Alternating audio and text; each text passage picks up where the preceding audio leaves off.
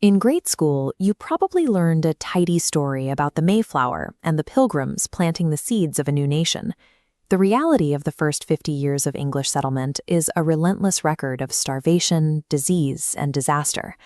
The pressure on England to succeed was immense because Spain was already running a highly profitable, continent-spanning operation. Decades before the English built a single lasting fort, Hernán Cortés had marched into the mighty Aztec capital of Tenochtitlan. Spain was extracting unimaginable wealth, loading fleets with gold and silver that positioned them as the world's dominant superpower. Watching those treasure fleets cross the Atlantic, England wanted a piece of the action.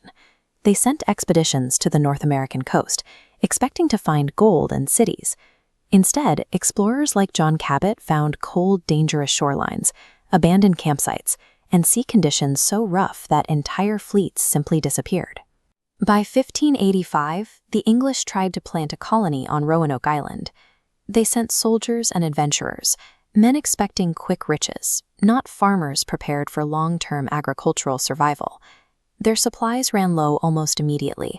Paranoia set in, relations with neighboring native communities broke down, and within a few years, the entire colony vanished without a trace. When they finally managed to establish Jamestown in 1607, it nearly evaporated as well. During the winter known as the starving time, the food ran out entirely. Disease swept through the camp. The colonists resorted to eating snakes, boiling their own leather shoes, and eventually survivors turned to cannibalism to stay alive. Out of hundreds of settlers, only 60 were left. While Spain thrived on an immediate, brutal extraction model, England's initial colonial strategy barely existed. They had no gold, no functioning farms, and a foothold in the Americas that was teetering on the edge of permanent extinction. The lifeline that finally pulled Jamestown back from the brink was a weed. A colonist named John Rolfe had been shipwrecked in Bermuda, where he found wild tobacco plants, likely left behind by Spanish ships. He brought those seeds with him to Virginia, and they thrived in the local soil. Around this same time, Europeans were developing a heavy smoking habit. The plant had been viewed as a medical curiosity, but demand exploded. By 1614, Rolfe was harvesting massive crops, selling them back to England, and turning Jamestown into a highly profitable enterprise. This timeline shows the physical footprint of early Virginia tobacco farms spreading outward. Tobacco is notoriously harsh on the soil, depleting nutrients rapidly. To maintain their massive profits, the colonists had to continuously abandon old fields and seize enormous tracts of new land, carving 31 separate settlements deep into the existing Powhatan territory by 1618.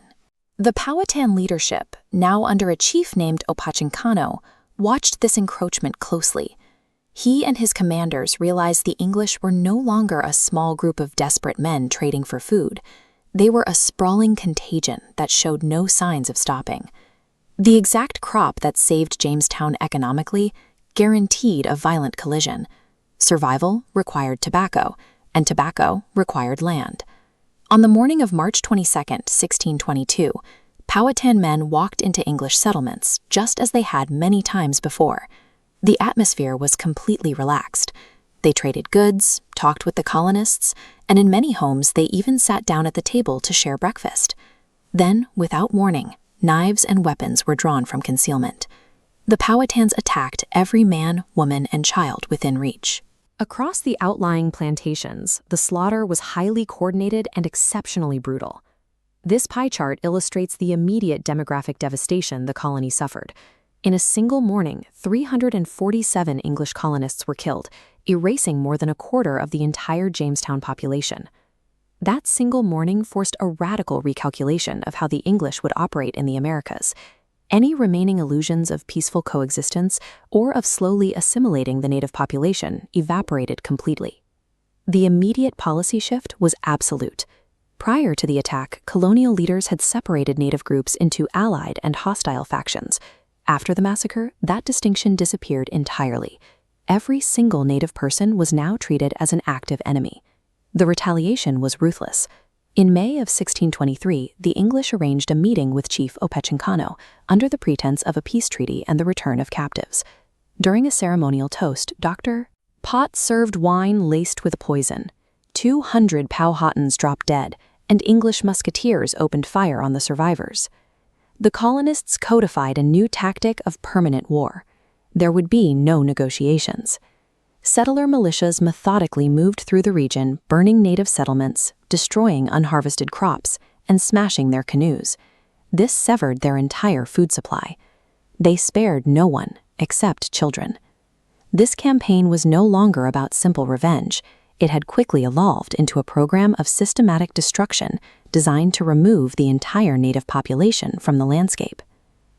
Back in London, the Virginia Company was bleeding political support. The king was losing patience, and investors were panicking over the massive loss of life and resources. The company needed to fix their public relations crisis immediately. They mass-produced a series of printed pamphlets to control the narrative. The publications blamed the devastating attack purely on native betrayal, while also claiming it was divine punishment for the colonists' own lack of religious piety. Crucially, these pamphlets manufactured a new legal argument. They stated that because the natives had committed unprovoked violence, the English were now unbound by their previous treaties.